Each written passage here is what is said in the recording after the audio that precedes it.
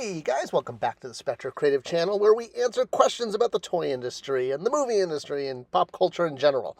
Well, I love getting questions from subscribers, and JD wrote a email asking about the risk that toy companies take when associating themselves with a movie.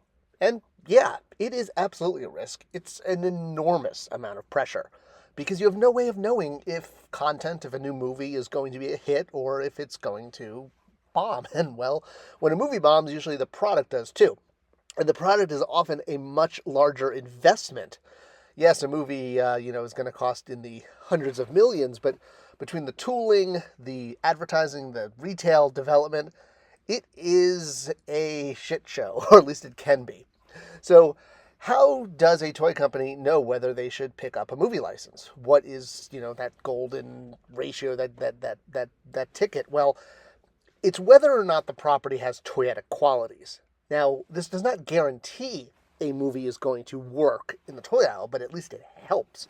Now, what I mean by toyetic qualities, if you haven't seen one of the videos I've done, they're things like using colors and signature vehicles, signature weapons, instant transformation. As an example, a movie I worked on, and I've talked about this a lot, is the Green Lantern film. I use it because the movie did very poorly, even though the toy line, in my opinion, was quite excellent and had a lot of show-to-shelf relationships, if you will, where you take something you see in the movie and you can directly turn that into a toy.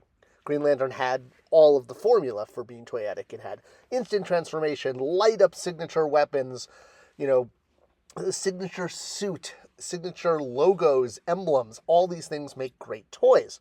But if the content isn't good, no matter how toyetic it is, well, you as a toy company can absolutely fail. Let me show you some interesting examples. When the original Cars movie came out, well, Mattel thought this was a one and done. This was going to be a very low hit movie with very few toys, and that was going to be it. Well, it turned out that Cars was the biggest selling toy line of the year and has actually now become what's essentially an evergreen brand, which is extremely rare. Most brands last 6 months, maybe a year. Just look at the last Indiana Jones movie. How long did that last at retail, even though it's a very well-known brand? Now, that same summer, Superman Returns came out.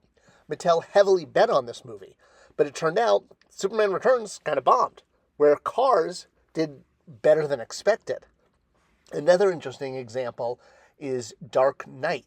This movie was incredibly dark, had a psychotic villain in the form of Heath Ledger's amazing performance as the Joker, but the toys did not sell despite the movie doing phenomenal. So this was one of those situations where a post-mortem analysis was required, and essentially what was found was, yes, the movie, despite having signature vehicles and weapons and outfits and symbols, all the things that make great toy lines, because the movie was so dark, kids weren't seeing it. So it's a perfect example, again, much like Green Lantern, where everything looked right on paper. It's a Batman movie. It's got the Joker. It's got awesome new armor and vehicles and motorcycles and bat pods and all that. But yeah, the toys did not sell. Now, we still get collector versions of toys from these movies, but for kids, which is the bread and butter, which is the main sale for toys, the movie has to inspire them.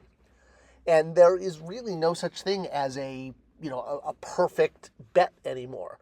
Things like Star Wars, which used to be a brand that was almost a sure thing. If you picked up a Star Wars license and you could make toys, you were going to basically print your own money. But as we all know, Star Wars movies have not performed to normal expectations. So even a brand like Star Wars, which has heavy, heavy evergreen power, it can still bomb. And when a movie underperforms, the toy line crashes, which is why, yes, it's a huge risk. There's some movies that toy companies are obligated to make because of the contract, but a lot of times it is taking a bet on whether or not that property has toyetic properties and is going to inspire children around the world to want to play in that world.